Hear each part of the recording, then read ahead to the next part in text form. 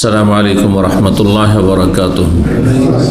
إن الحمد لله نحمده ونستعينه ونستغفره ونعوذ بالله من شرور أنفسنا ومن سيئات أعمالنا. من يهده الله فلا مضل له ومن يضلل فلا هادي له. وأشهد أن لا إله إلا الله وحده لا شريك له وأشهد أن محمدا عبده ورسوله صلى الله تعالى عليه وعلى آله وصحبه وسلم تسليما كثيرا. أما بعد، فقد قال الإمام البخاري رحمه الله تعالى: كتاب المرضى، باب ما جاء في كفارة المرض، وقول الله تعالى: من يعمل سوءا يجزى به. قال حدثنا أبو اليمان الحكم بن نافع قال أخبرنا شعيب عن الزهري قال أخبرني عروة بن الزبير عن عائشة رضي الله عنها زوج النبي صلى الله عليه وسلم قالت: قال رسول الله صلى الله عليه وسلم: ما من مصيبة تصيب المسلم إلا كفر الله بها عنه حتى الشوكة يشاكها। সম্মানিত ভাতৃমণ্ডলী, আল্লাহ রাব্বুল আলামিনের প্রশংসা এবং প্রিয় রাসূল সাল্লাল্লাহু আলাইহি সাল্লামের উপর সালাত ও সালামের পর আজ মঙ্গলবার 8ই রবিউল আখির 1447 হিজরি মোতাবেক 30 সেপ্টেম্বর 2025 আমাদের ধারাবাহিক আলোচনা সহিহুল বুখারীর নতুন একটি পর্ব, তা হচ্ছে কিতাবুল মারদা। এই পর্ব ধারাবাহিক সহিহুল বুখারীর পর্ব নম্বর হচ্ছে 75। কিতাবুল মারদা অর্থাৎ রোগীদের অবস্থা সম্পর্কীয় পর্ব, রোগীদের অবস্থা সম্পর্কীয় পর্ব। মারদা মরিজের বহু বচন, মরিজের বহু বচন, মারাজের নাই। মারাজ মানে হচ্ছে রোগ, আর মরিজ মানে হচ্ছে রোগী। তো মারদা জমা বহু বচন কার? মারদার না মরিদের, অর্থাৎ রোগীরা। তো রোগীদের সম্পর্কে পড়ব, হ্যাঁ, রোগীদের সম্পর্কে। তো রোগীদের সম্পর্কে কি? রোগীদের বিভিন্ন অবস্থা সম্পর্কে যে হাদিসগুলি এসেছে রোগীদের সম্পর্কে, রোগের সাথে সম্পর্কিত একটি বিষয় হচ্ছে রোগ। কারণ রোগ আর রোগী অতপ্রতভাবে জড়িত। রোগ ছাড়া রোগী হয় না, রোগী ছাড়া রোগ হয় না, তাই না? তো শব্দটি রয়েছে মারদা, কোরআনের ভাষা ব্যবহার করা হয়েছে।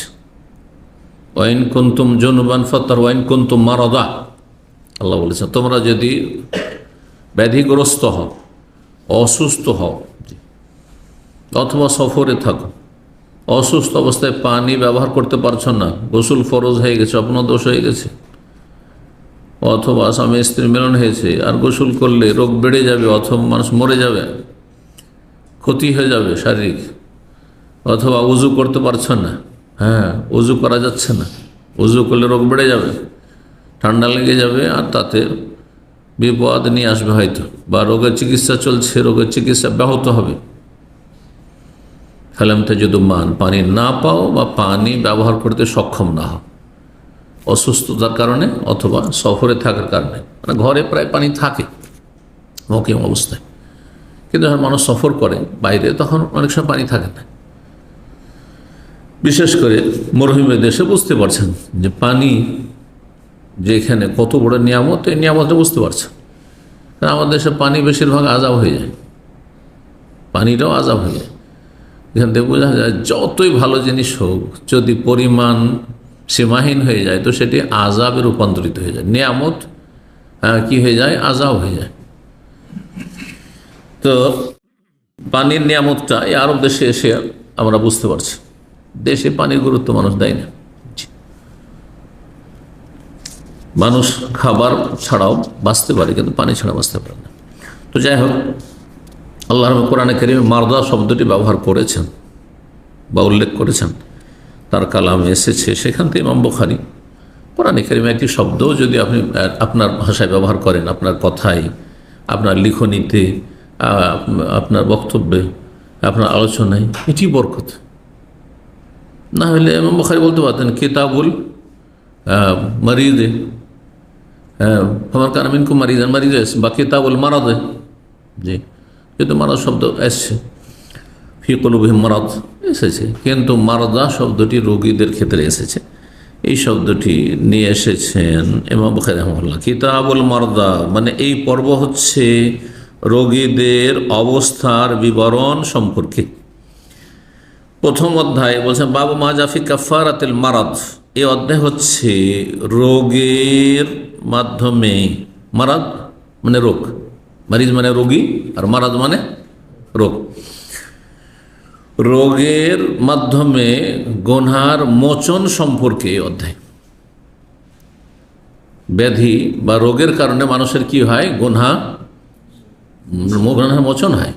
গোনার কাফারা মানে গোনার মোচন হয়, গোনা ঝরে পড়ে যায়। হ্যাঁ, গোনা মাফ হয়।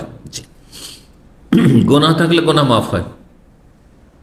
যেমন গোনা যা ছিল ওর কাফারা মোচন হয়ে গেছে, তারপরেও রোগী অনেকেই ফরজ ওয়াজিব আদায় করেছেন, বাহ্যিক কোনো কাবিরা গোনা তাদের জীবনে নেই, তারপরেও তো অসুস্থ হন।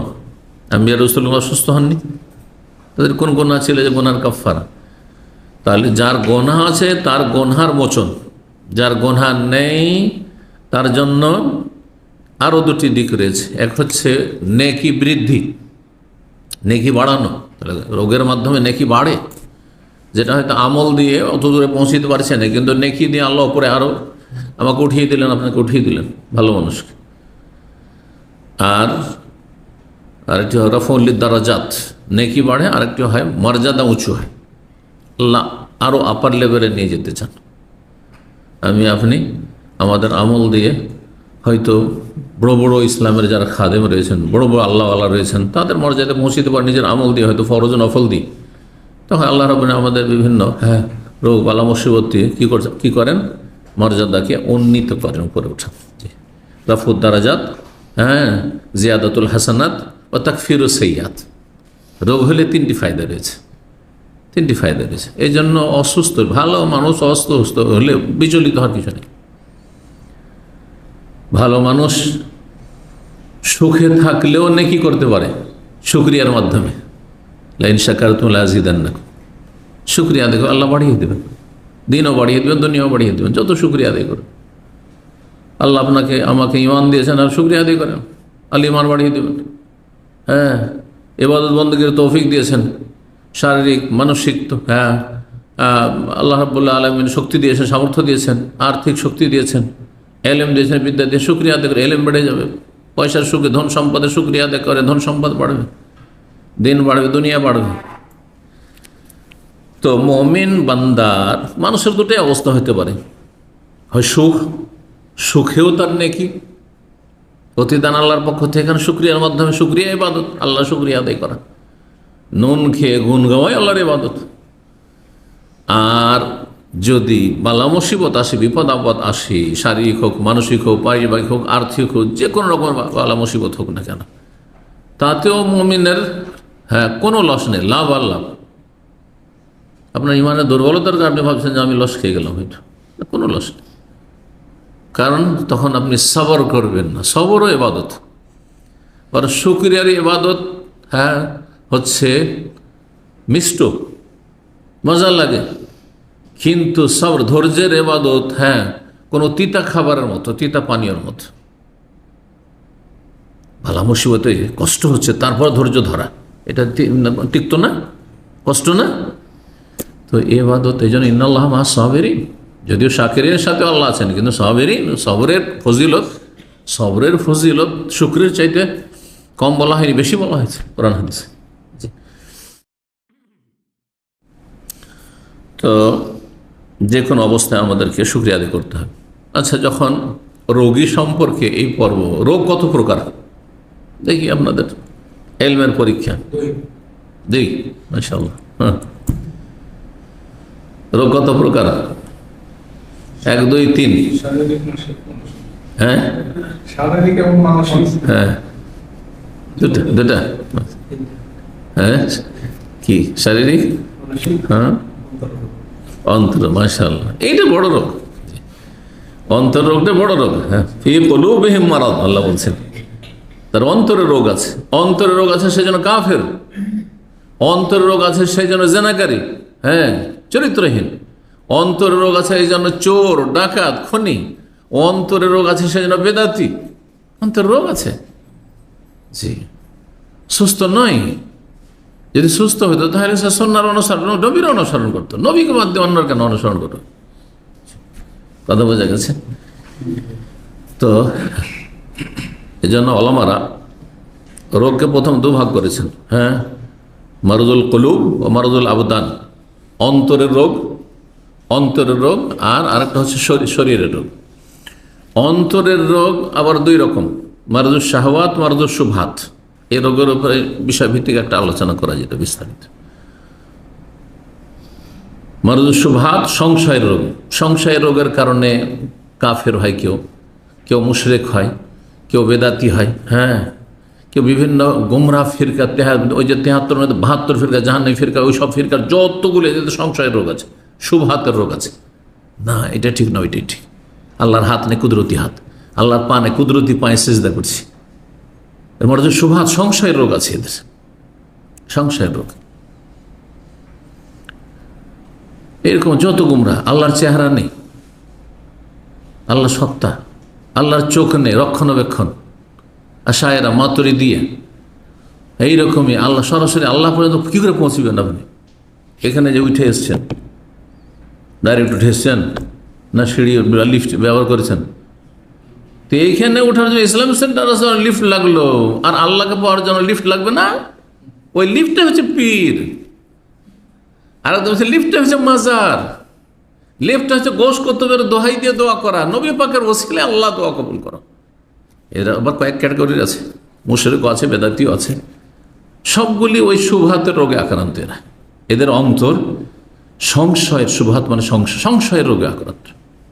না, এটা ঠিক লাগে না, এটা ঠিক লাগছে, এই যে সংশয়ের রোগ। আর এক রোগ হচ্ছে মারুদুস শাহওয়াত, কুপ্রবৃত্তির রোগ, মনের পূজা করা রোগ। মন চাইছে কয়দিনের দুনিয়া একটু আমোদ ফুর্তি করি, হ্যাঁ, মজ মস্তি করি।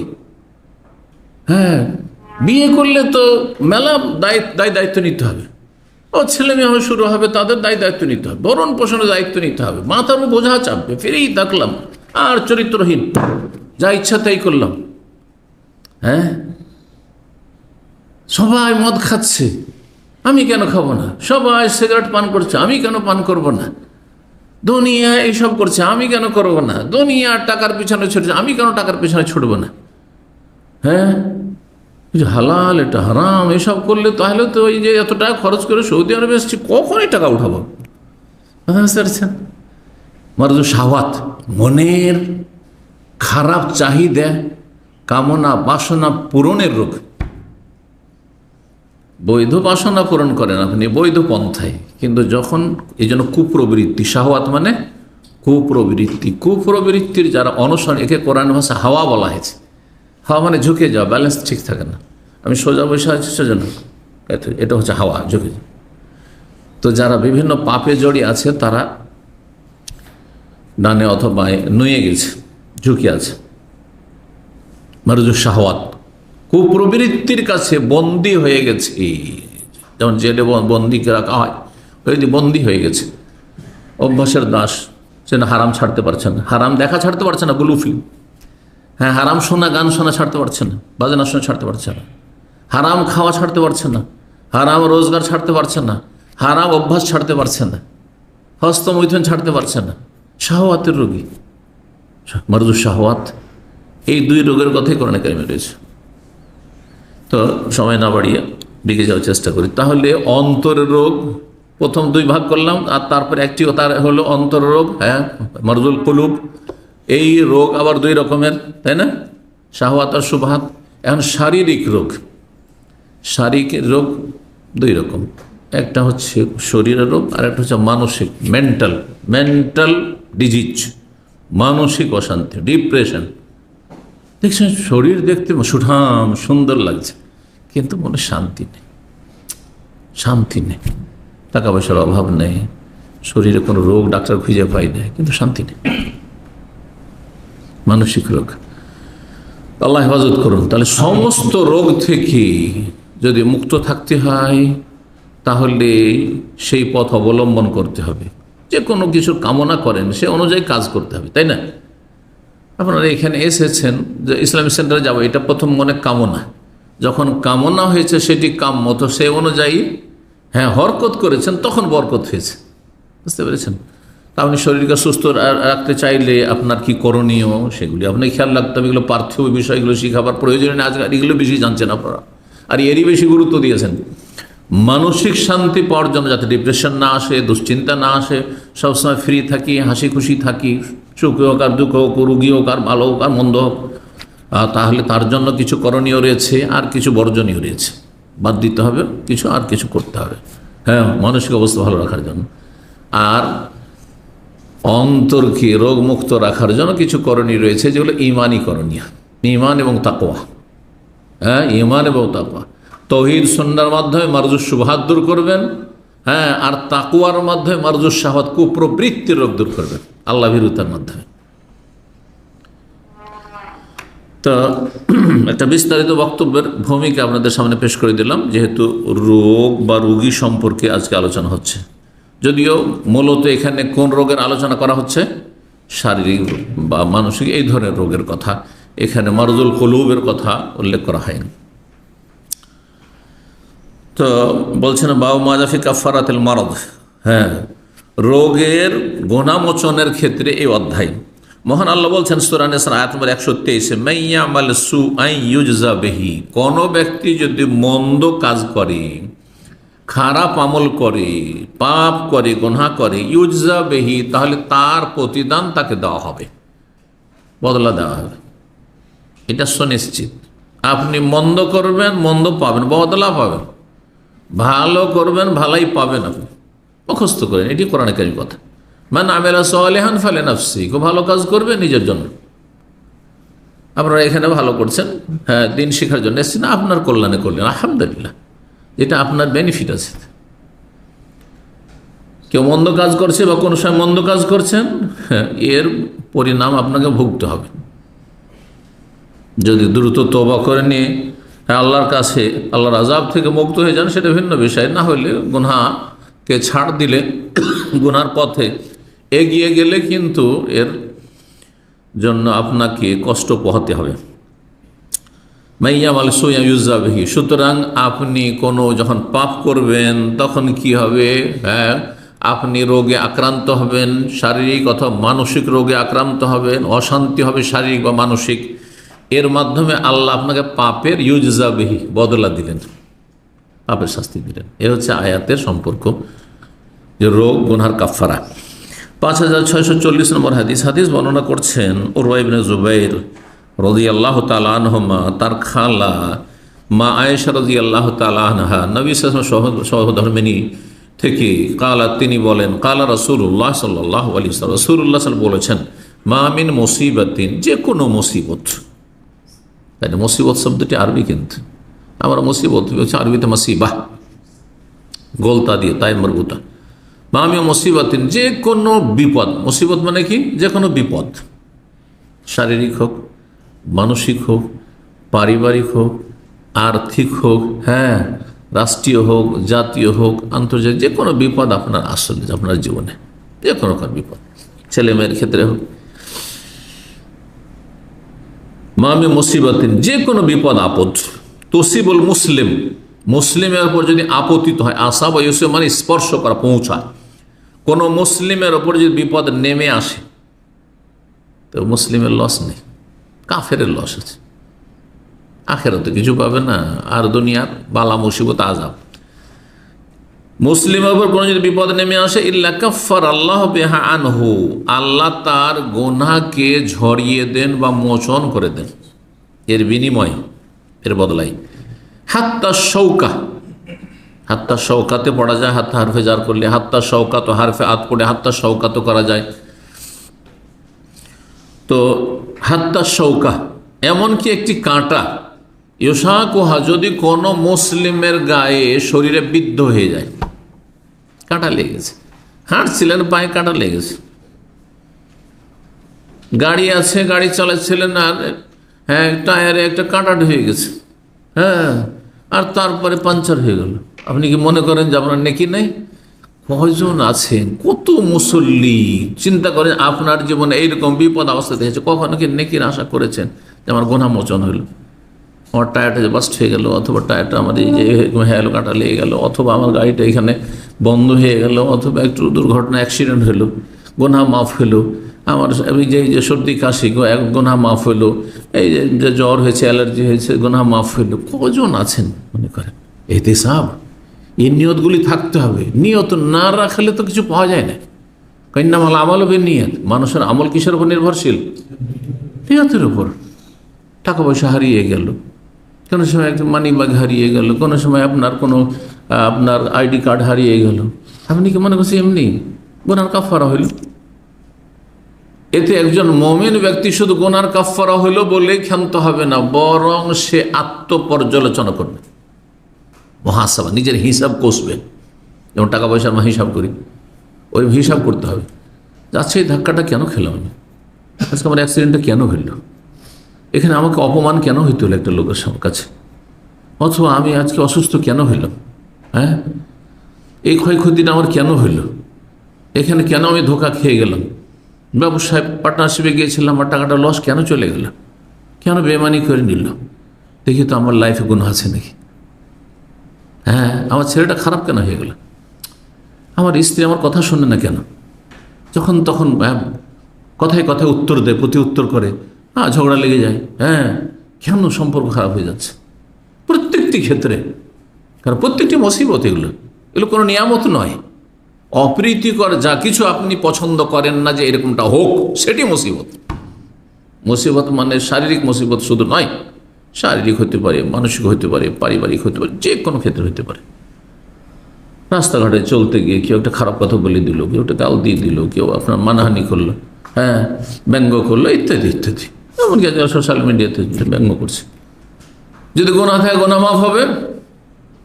বেদাতিরা যে কোরআন সুন্নাহর আলেমদের অনেক সময় ব্যঙ্গচিত্র করছে, অনেক সময় উল্টো পাল্টা তাদের বিরুদ্ধে লিখছে, এগুলো সবসময় বেনিফিট। চিন্তা, বেনিফিট না হইলে আল্লাহ ইচ্ছা করলে রসুলের দুশমন থাকতো না, আম্বিয়াদের দুশমন থাকতো না দুনিয়াতে। আল্লাহ ইচ্ছা করলে সাহাবা একরামদের শত্রু থাকতো না। কেন সাহাবা একরামদের শত্রু পয়দা করেছেন? লক্ষ লক্ষ সাহাবা একরাম শত্রু। সাহাবা একরামদেরকে গাল দিচ্ছে, উম্মাহাতুল মুমিনদের জননী উম্মাহাতুল মুমিন নবীর বিবিগণকে গাল দিচ্ছে, কাফের বলছে, আউযু বিল্লাহ।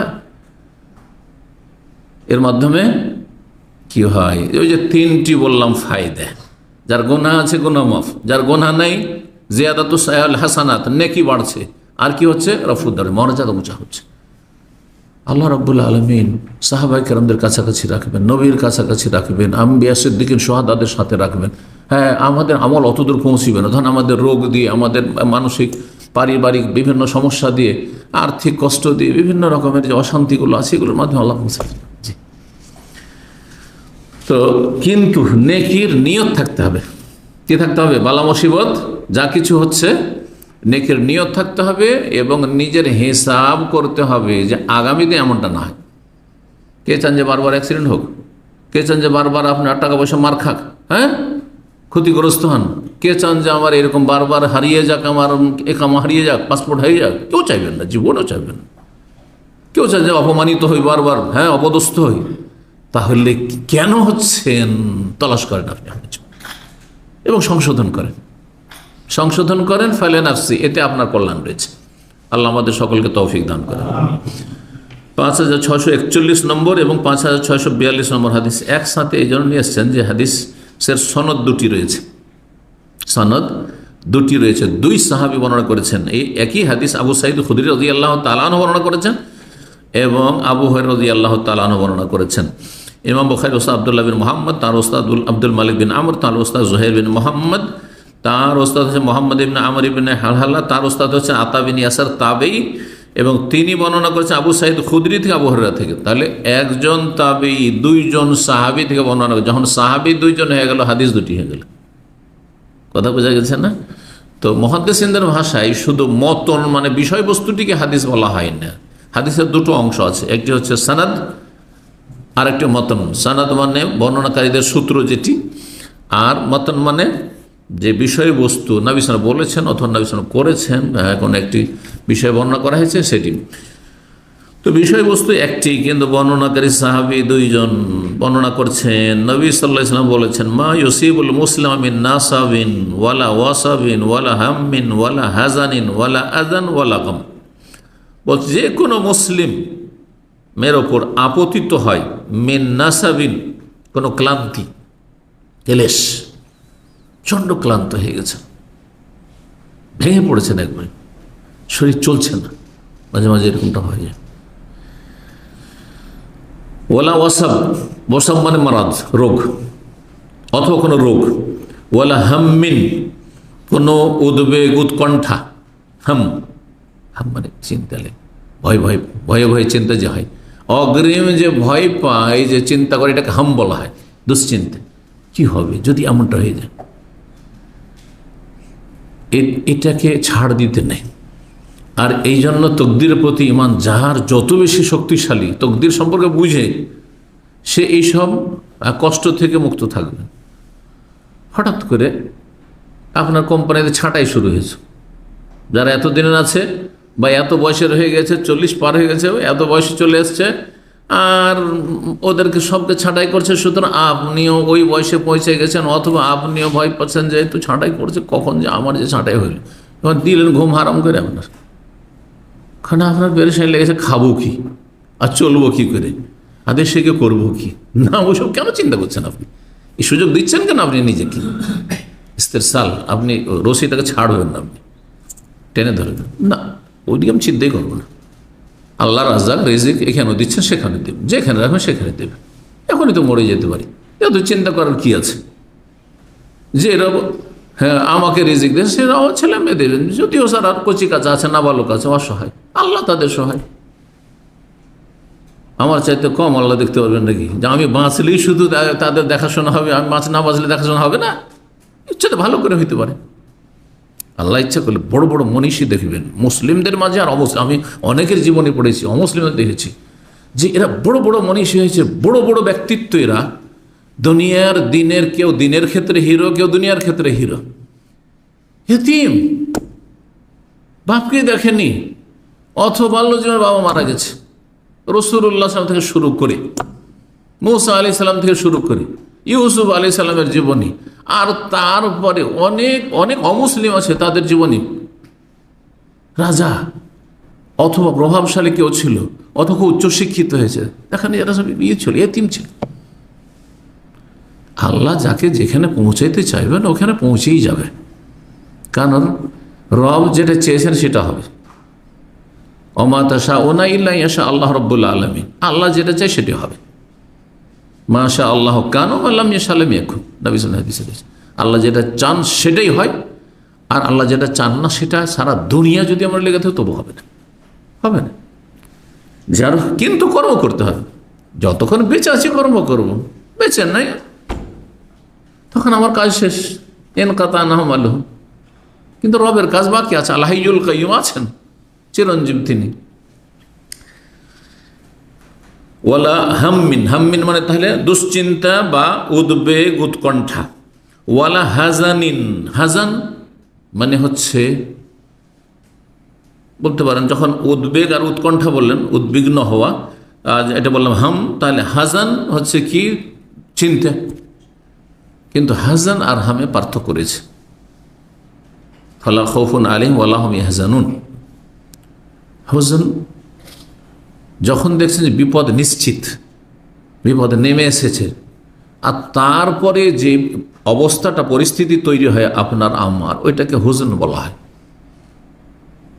কিন্তু বিপদ আসার আগেই আপনি চিন্তায় এমন নিমগ্ন হয়েছেন যে আপনি মানসিক অসুস্থ হয়ে গেছেন আগে থেকে, অথচ এমন কোনো কিছু এখনো নাই, তাই না? তো ওটাকে হাম বলা হয়। আগে থেকে ভয় পেয়ে, এত ভয় পেয়েছেন যে আগে আপনাকে কি উদ্বিগ্ন হয়ে পড়েছেন, আপনি উদ্বেগ, উৎকণ্ঠা আপনাকে আক্রান্ত করেছে। তো তাহলে হাজান মানে হচ্ছে দুশ্চিন্তা, চিন্তা সহজ ভাষায়। ওয়ালা আজান, অথবা কোনো কষ্ট, আজান শারীরিক মানসিক কোনো কষ্ট, কেউ কথার কষ্ট দিল, শারীরিক কোনো কষ্ট হইল, অসুস্থ হয়ে পড়লেন, হ্যাঁ অপারেশন হয়ে গেল ইত্যাদি, অঙ্গহানি হইল, দুর্ঘটনার শিকার হইল, আজান কষ্ট। ওয়ালা গাম্মিন, অথবা কোনো শোক,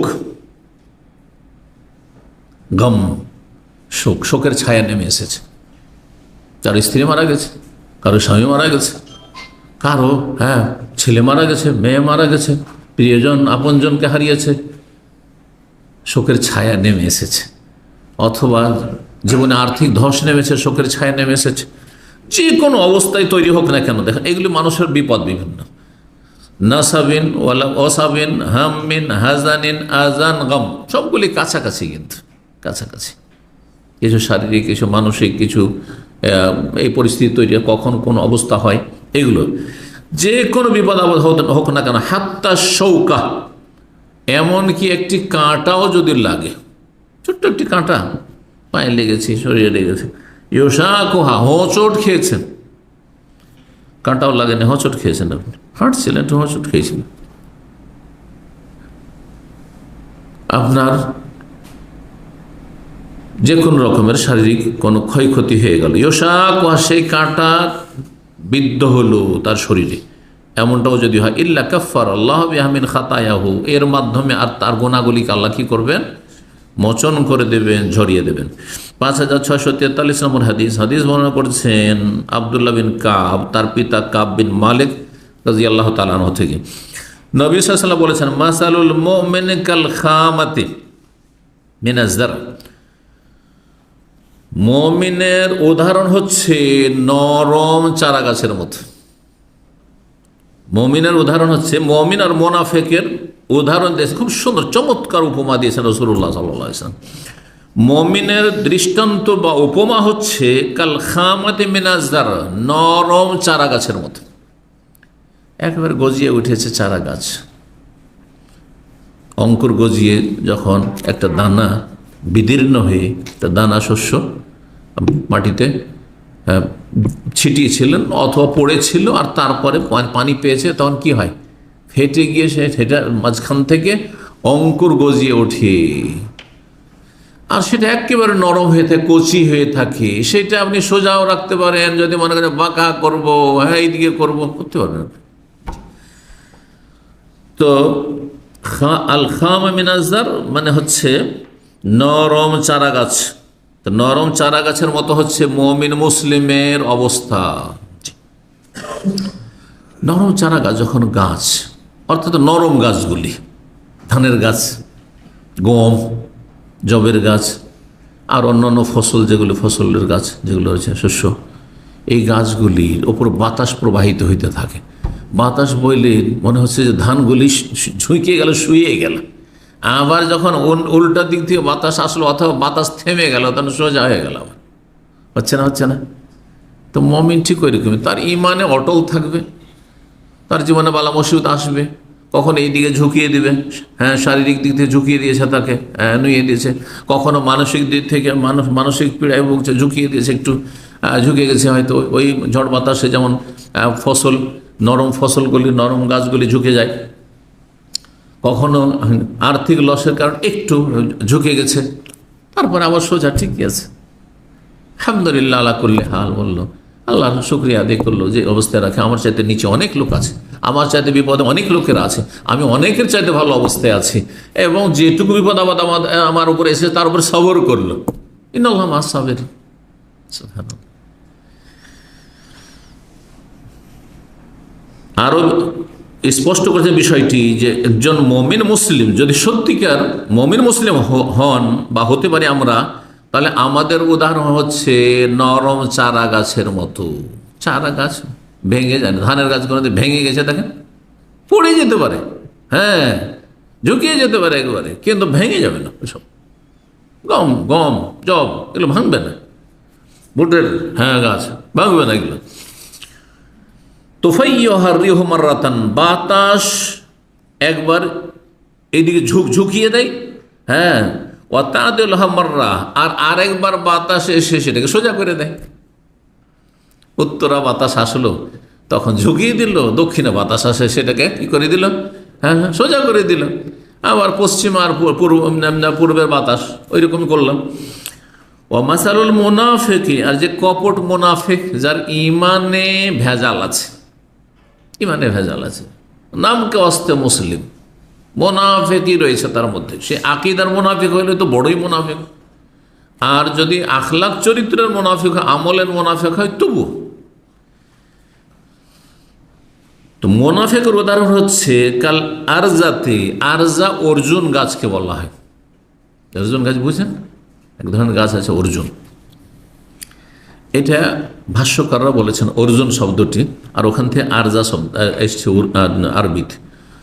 তো কিন্তু অন্যান্য ভাষ্যকাররা বলছেন যে কোনো কাণ্ড বিশিষ্ট শক্ত গাছ, আরজা হচ্ছে শক্ত গাছ। কারণ নরম চারা গাছের কথা বলা হলে যেগুলো ফসলের শস্য ক্ষেতের গাছ, এটা হচ্ছে মমিনের মতো, বা মমিন হচ্ছে শস্য গাছের মতো, আর মোনাফেক হচ্ছে কার মতো?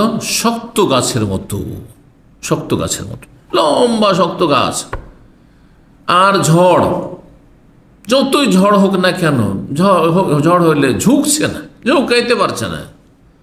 ধরেন খেজুর গাছ, তাল গাছ, নারকেল গাছ, আম গাছ, কাঁঠাল গাছ, ঝুঁকাইতে পারছে না। ডাল আছে সেগুলো, কিন্তু কাণ্ডটাকে তো আর ঝুঁকাইতে পারছে না, বা বড় বড় মোটা ডাল সেগুলো ঝুঁকাইতে পারছে না। কিন্তু ঝড়ের সময় এত সজোরে আসলো যে এই গাছকে আর রাখবে না, তখন কি হয়? হ্যাঁ, গাছের শেকড় থেকে, জড় থেকে উঠিয়ে দিল। খেজুর গাছগুলো দেখেন জড় থেকে উল্টে পড়ে থাকে, মাঝখান থেকে হয় না, হ্যাঁ, শেকড়ই শেষ। তো মোনাফেক ওই রকম, মোনাফেকেরও বালা মুসিবত আসে না, আসে না, বিপদ আসে না, আসে না, আল্লাহ ধরেন না, ওর গুনাহগুলিকে জমা করছে কঠোর শাস্তি দেওয়ার জন্য। আর যখন আল্লাহ ধরেন দুনিয়াতেই অথবা মরার পরে, যখনই ধরবেন তো ওই শেকড় থেকে একবারে উপড়ে ফেলা গাছের মতো সব সর্বনাশ, আর জান্নাত নসিব হবে না, জাহান্নামের ইন্ধন হবে। আর দুনিয়াতে বাঁচল আর দাঁড়াতে পারবেন না, ওই এমনভাবে পড়ে গেছে একবার সর্বনাশ হয়েছে, আর দাঁড়াতে পারবে না। দেখেন বড় বড় জালেমগুলোকে, আপনাদের চোখের সামনে এইসব দৃষ্টান্ত রয়েছে। এত শক্ত গাছ ছিল দীর্ঘদিন যে এই গাছের ধারে কাছে যায় কে, ঠিক না? কিন্তু যখন আল্লাহ ধরে এমন লাঞ্ছিত যে অন্তর থেকে ভালোবাসে এমন লোক খুঁজে পাওয়া মুশকিল। যদি কেউ ভালোবাসা প্রকাশ্য করে তো দুনিয়ার স্বার্থে করছে। কত ঘৃণা তাদের ক্ষেত্রে আল্লাহ মানুষের অন্তরে সৃষ্টি করে দিয়েছেন, যে আল্লাহ অন্তরের মালিক। এরা হচ্ছে বেঈমান, এরা হচ্ছে মুনাফিক চরিত্রের। হ্যাঁ, মানুষের অন্তরে তাদের ঘৃণা, এবং তাদের বিপদ আসে না। অনেক সময় মানুষ ফেরাউন, কারুন, হামান, এই ধরনের যুগে যে আবু জাহাল, এদের জুলম অত্যাচার যখন যুগে যুগে এরকম জালেমগুলো জুলম অত্যাচার চলতে থেকেছে, তখন অনেক মানুষ হতাশাগ্রস্ত। আল্লাহ কি এদেরকে ধরবেন না? ধরেন না, এত এরা সীমা লঙ্ঘন করছে, এত জুলম অত্যাচার, ধরেন না। যখন ধরেন লামিউ ফেলে তো ছাড়েন না আল্লাহ, অন্য হাদিস যেমন রয়েছে, তখন আর ছাড়াছাড়ি নেই। জি, কঠোরভাবে ধরেন, কিন্তু মুমিনকে আল্লাহ কঠোরভাবে ধরেন না। এই জন্য আমার একটি রোগের ওপরে মেলা আলোচনা আমার আছে, 3টি আলোচনা রোগের ওপর তো খুব গুরুত্বপূর্ণ রয়েছে, বিষয়ভিত্তিক। তো আমি ওই সব আলোচনাতে বলেছি, দেখেন অল্প স্বল্প রোগ হওয়াটা এটা নিয়ামত।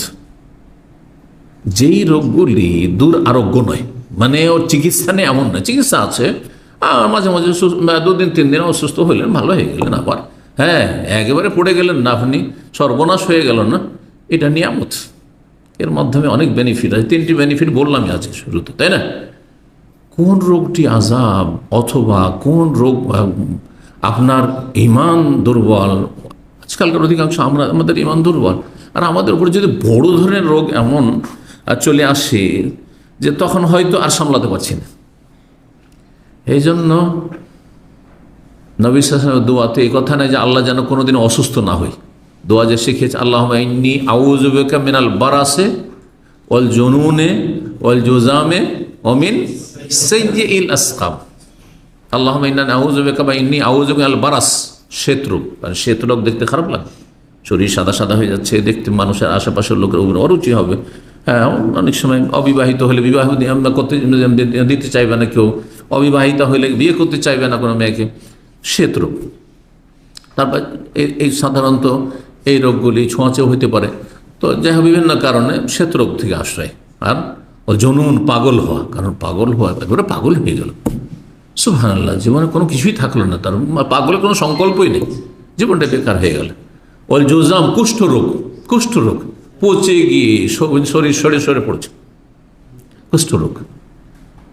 জুজাম অমিন সাইয়িল আসকাম, আর মন্দ রোগের থেকে আশ্রয় চাইছে, মন্দ রোগ থেকে আশ্রয় চাইছে। তাহলে সাইয়ুন বলা হয়েছে, তাহলে বোঝা গেল যে সাইয়ুল আসকাম থেকে যখন আশ্রয় নবী যখন শিখিয়েছেন, তাহলে বোঝা যাচ্ছে কিছু আছে হাসানুল আসকাম। সাইয়ুনের বিপরীত কি? হাসান, ভালো রোগ। এই জন্য বলি কিছু মাঝে মাঝে সর্দি হওয়া, মাঝে মাঝে একটু অ্যালার্জি হওয়া, মাঝে মাঝে একটু সামান্য কিছু রোগ হলো, শারীরিক মানসিক একটু অশান্তি হলো, এতেও লাভ আছে, নেকি বাড়লো, মর্যাদা উঁচা হইলো। আর যদি কাবিরা সাগিরা থাকে সেগুলি মাফ হইলো। আর কত না কাবিরা সাগিরা আমাদের জীবনে আছে, আল্লাহ মাফ করুন এবং আল্লাহ রাব্বুল গুনাহমুক্ত জীবন গড়ার তৌফিক দান করুন। 5644 নম্বর হাদিস, না হাদিসটা তো শেষ হয়নি তাই না? মুনাফিকের উদাহরণ হচ্ছে কিসের মতো? তাহলে শক্ত কাণ্ড বিশিষ্ট গাছের মতো, শক্ত গাছের মতো, শক্ত গাছের মতো। লা তাজালু হাত্তা ইয়াকুনা ইনজিয়াফুহু মাররাতুন ওয়াহিদাহ, এই শক্ত গাছ দাঁড়িয়ে থাকে, সোজা হয়ে থাকে, হ্যাঁ, ওকে ঝোঁকাতে পারেন না বাতাসে, কিন্তু এই গাছ কখন শেষ হয়ে যায়? হাতে এখন ইনজিয়াফুহু মাররাতুন ওয়াহিদা, এই গাছ শেকড় থেকে উপড়ে যায় কখন? যখন প্রচণ্ড বেগে ঝড়ের আঘাত হয়, তখন একবারে শিকড় থেকে বা জড় থেকে উপড়ে গেল, এইরকম হয়ে যায়। ঠিক মুনাফিকও এরকম, আল্লাহ ধরেন না, যখন ধরলো সব সর্বনাশ। যারা বিভিন্ন পাপ করে, হ্যাঁ, টাকা পয়সার পাহাড় পর্বত তৈরি করে নিয়েছে, বা সুদি কারবার, হারাম রোজগার, বা দেশের সম্পদ লুটপাট করেছে, এদের উপর আল্লাহর মায়ের আসে না। আর এমন মার আসলো যে এদের জীবনে কোনো শান্তি নেই, স্ত্রীকে নিয়ে শান্তি নেই, স্ত্রী অন্যের সাথে লিভ টুগেদার করে, আউযুবিল্লাহ, এদের জীবনে অশান্তির শেষ নাই, জাহান্নামে বাস করছে না। অথবা স্ত্রী জানতে বলে যে তার স্বামী ওই টাইপের লম্পট, অশান্তি নেই স্বামী স্ত্রীর জীবনে, ছেলে মেয়েকে শান্তি নেই, মেয়ে উদাহ হয়ে গেছে, নিজের পছন্দের মতো একটা ছেলে, ভালো ছেলে পছন্দ করে বিয়ে দিতে পারলো না, ছেলে উঠিয়ে নিয়ে চলে এসছে, একটা ইহুদি খ্রিস্টান উঠিয়ে চলে এসছে, প্রত্যেক কাফের উঠিয়ে নিয়ে চলে এসছে, একটু পরামর্শ নিল না বাবা মায়ের কাছে। অথচ তারা পয়সা কোথায় রাখবে, হ্যাঁ, এরা শক্তিধর দুনিয়ার, কি শান্তি আছে এদের জীবনে? কোনো শান্তি নেই। তো মুনাফিকদের এইভাবে আল্লাহ ধরে থাকেন। 5644 নম্বর হাদিস বর্ণনা করেছেন আবু হুরায়রা রাদিয়াল্লাহু তাআলা আনহু। ওই হাদিসটি আগের হাদিস আব্দুল্লাহ বিন কাব, এই হাদিস আগেরই হাদিস, কিন্তু কিছু পার্থক্য, শব্দের পার্থক্যের সাথে রয়েছে। আবু হুরায়রা রাদিয়াল্লাহু তাআলা আনহু বর্ণনা করে বলছেন যে রাসূলুল্লাহ সাল্লাল্লাহু আলাইহি ওয়াসাল্লাম বলেছেন, মাসালুল মুমিন কামাসালিল খামাতি মিনাজ জার, মুমিনের উদাহরণ হচ্ছে নরম চারা গাছের মতো। মিন হাইসু আতাতহার রিহ কাফাআতহা, যেদিক থেকে বাতাস আসুক না কেন, পশ্চিম থেকে, পূর্ব থেকে, উত্তর থেকে, দক্ষিণ, যেদিক থেকে বাতাস আসুক না কেন, কাফাতহা, তাকে নুইয়ে দেয়, বাতাস তাকে নুইয়ে দেয়, মানে ঝুঁকিয়ে দেয়। ফাইজা ইতাদালাত, আর তারপরে সোজা হয়ে গেল, বাতাস থেমে গেল যখন, তখন কি হয়ে গেল? সোজা হয়ে গেল। ফাইজা ইতাদালাত, যখন বাতাস স্থির হয়ে গেল, তাকাফা বিল বালা, তাকাফা, তখন সে সোজা হয়ে গেল। ধান গাছ, গমের গাছ ইত্যাদি যেসব ফসলের গাছ রয়েছে, সোজা হয়ে গেল, আবার সোজা দাঁড়িয়ে গেল। বিলবালাই, আল্লাহর পক্ষ থেকে যে পরীক্ষা নিরীক্ষার মাধ্যমে মুমিনের উপরে যে পরীক্ষা নিরীক্ষা আসে, একটু ঝুঁকে গেছে, একটু অসুস্থ হয়ে গেছে, একটু মানসিক একটু অশান্তি, একটু পারিবারিক একটু অশান্তি আছে, টাকা পয়সার একটু ঘাটতি আছে, সংকট আছে, আলহামদুলিল্লাহ, তারপরে আবার ঠিক আছে। ওয়াল ফাজির, আর পাপিষ্ট, তাহলে এখানে মুনাফিক বলা হয়নি, তাহলে বোঝা গেল শুধু মুনাফিক নয়, মুনাফিক হোক অথবা পাপিষ্ট, যে কোনো পাপিষ্ট হোক। আর মানুষের জীবনে পাপ থাকাটাও নেফাক, কিন্তু এই জন্য মুনাফিক আর পাপিষ্ট গুনাহগারে মিল আছে। আকীদার যে মুনাফিক, তার বিশ্বাসে ঈমানের মুনাফিক, ঠিক না? কিন্তু আমলের মুনাফিক ও পাপিষ্ট না, ফাজের না, ফাসেক না, যে ওয়াদা করে ওয়াদা খিলাফি করে, হ্যাঁ, যে কথা বললে মিথ্যা বলে, যে ঝগড়া করলে, হ্যাঁ, অশ্লীল কথা বলে, তারপরে শুধু এগুলি, এটি না হয় 3-4টি আপনার একটি বা দুটি হাদিসে এসছে, কিন্তু আয়াত এবং হাদিস সবগুলি মিলিয়ে দেখেন যে কোনো আমলের ঘাটতি হচ্ছে আপনার মোনাফিকি চরিত্র। এই জন্য যে নামাজে অলস, নামাজ জন্য উঠতে কষ্ট লাগে, ডিউটিতে যাওয়ার সময় কষ্ট লাগে না, যতই ঘুম তার উপর চেপে থাক, লাফিয়ে উঠে যে ডিউটি করার জন্য। সকাল 6টার সময় ডিউটি যাবে, হ্যাঁ, গাড়ি নিয়ে বেরোতে হবে রোজগারের জন্য, মাদ্রাসার ট্রিপ অথবা সব ঠিক আছে, বুঝতে পারছেন। এয়ারপোর্ট যেতে হবে রাত 2-3টার সময়, সারা রাত থেকে বসে আছে, কোনো কষ্ট লাগে না। কিন্তু ফজরে জাগতে খুবই কষ্ট লাগে, তাহাজ্জুদ তো অসম্ভব, ফজরই জাগতে পারে না, কথা বুঝতে পেরেছেন। তো এরা কি মুনাফিক। এই জন্য যাকে নামাজ ভারী লাগে, আল্লাহ ইন্নাল মুনাফিকিনা ইউখাদিমুন আল্লাহ, মুনাফিক তো আল্লাহর সাথে প্রতারণা করে, ওয়া হুয়া খাদিম, অথচ এই প্রতারণার শিকার তারাই। আল্লাহর সাথে কি প্রতারণা, আল্লাহ তো সব জানছে তোমার অন্তরের অবস্থা, তোমার ইমান দৌড় কত দূর। হ্যাঁ, ওয়াইদা কামু ইলা সালাতে কামু কুসালা, আর নামাজে দাঁড়ালে বড় অলস, নামাজ পড়ছে তার শরীর শুধু, বডি, অন্তর মার্কেট, টাকাতে। হ্যাঁ, কোথায় কার কাছে ধার চাইবে, হ্যাঁ, কার কাছে কত টাকা পড়ে আছে, আর আজকে কত টাকা ইনকাম করবে, হ্যাঁ, কতটা আয় ব্যয় হইল, লস হইল, তাড়াতাড়ি করে দোকানটা খুলতে হবে, কখন যে সালাম ফিরবে, বুঝতে পেরেছেন। কামকোসালা, নামাজে দাঁড়াইলো, বেনামাজি নয়, বেনামাজি তো কাফের হয়ে যায়, কিন্তু নামাজ যদি পড়েন আর অলসতা, শুধু শরীরে নামাজ পড়ছে, বডিটা মসজিদে এসে, অন্তর আসে নাই, এটা হচ্ছে মুনাফিক। মুনাফিকদের সম্পর্কে আল্লাহ বোঝায়, মুনাফিকদের এগুলো চরিত্র। কামকোসা ওরা নাস, নামাজ পড়ে আসলে লোক দেখান না, এই জন্য একা থাকলে একবারে মুরগির ঠোকর মারে, হ্যাঁ, খাটাখাট শেষ দেখবে। জি, আর যদি লোকজন দেখে, বিশিষ্ট জন দেখছে, তখন অ্যাক্টিভ হয়ে যায়, একটু ভালো করে নামাজ পড়ে, নামাজের কোয়ালিটি ভালো। শ্বশুর বাড়ি গেলে নামাজ পড়ে, কারণ শ্বশুর মুসল্লি, সেই জন্য। বাপ মুসল্লি, বাপের সামনে নামাজ পড়ে, কথা বুঝতে পেরেছেন। বিয়ে করার জন্য, হ্যাঁ, দিনী ভাই হয়ে যায়, আজকাল এরকম দিনী ভাই অনেক হয়েছে। ভালো একটা মেয়ে খুব পছন্দ হয়েছে, মেয়েটা খুব প্র্যাকটিসিং দিনদার, তখন আসলে বেনামাজি অথবা বদ্দিন, বেদাতি, কিন্তু না না, আমি সহি আকিদার লোক। মুনাফিক, মুনাফিকরা। জি, যারা লোক দেখানো নামাজ পড়ে, সামান্য আল্লাহকে স্মরণ করে, তাহলে আল্লাহকে স্মরণ করে না এমন কথা নেই, সামান্য নামকে অস্তে নামাজ পড়ে, এটা মুনাফিক। যে কোনো আমলে যদি আপনার ঘাটতি থাকে, এটা নেফাক থেকে, কারণ আপনি দাবি করছেন মুসলিম, মমিন, আর ইমান ইসলামের পরিপন্থী কাজ হচ্ছে পাপ। আপনি পাপ কি করে করছেন? আপনার জীবন বিপরীতমুখী হওয়া, আর একটি ভাষায় শোনেন, আপনার জীবন যদি বিপরীতমুখী হয়, তো এটি নেফাক, কপটতা।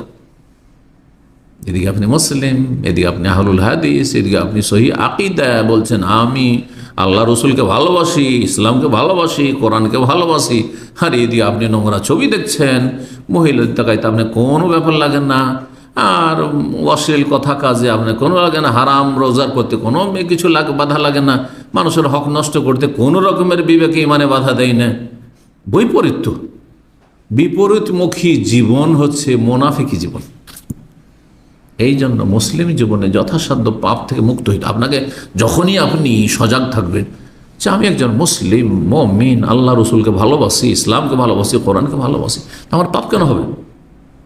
এটা তো আমার নেফাক হয়ে যাচ্ছে। আপনি নিজেকে বলেন আমি মুনাফিক, আপনাকে কেন অন্যকে বলবে? আমি মুনাফিক হয়ে যাচ্ছি তো। যেমন সাহাবী এসে বলছেন, ইয়া রাসূল নাফাকা হানজালা, তো হানজালা মুনাফিক হয়ে গেছে, কারণ আপনার সামনে থাকলে জান্নাত দেখতে পায়, জাহান্নাম দেখতে পায় মনে হচ্ছে, আর বাড়ি গেলে তো ভুলে যায়। তাহলে তো এইরকম যে অবস্থার পরিবর্তন হচ্ছে, এটা তো আমার মুনাফিক হয়ে যাচ্ছে মনে হচ্ছে। কত ভয় ছিল তাদের। উমর রাদিয়াল্লাহু তাআলা আনহু বারবার করে অনুরোধ করতেন একে, হুযায়ফাকে, কারণ হুযায়ফা গোপন অনেক কিছু নবী সাল্লাল্লাহু আলাইহি ওয়াসাল্লাম থেকে জানতেন, সে সাহেব সির রাসূলুল্লাহ সাল্লাল্লাহু আলাইহি ওয়াসাল্লাম। হুযায়ফা, তোমাকে আল্লাহর কসম দিয়ে বলছে, তুমি বলো যে নবী সাল্লাল্লাহু আলাইহি ওয়াসাল্লাম যে মদিনার মুনাফিকদের লিস্ট তোমাকে বলেছেন, অমুক অমুক অমুক অমুক মুনাফিক, তো আমার নামটা কি ওই লিস্টে আছে নাকি? আল্লাহু আকবার, কত ভয়! যদি এমনটা থাকে তাহলে আমি নিজে সংশোধনের চেষ্টা করব। তো এই জন্য বিপরীতমুখী মুসলিম হবেন না। এদিকে আপনি ভালোও করছেন আবার কালোও করছেন, কেন? সংশোধন করে আসেন, পরিষ্কার হন, আল্লাহ বুঝার তৌফিক দান করেন। তো বলছেন মুমিনের উদাহরণ হচ্ছে কামাসালিল খামাতি মিনাজারে, হয়ে গেছে। ওয়াল ফাজেরও পাপিষ্ট হচ্ছে কেমন? কাল আরজাতে, শক্ত গাছের মতো।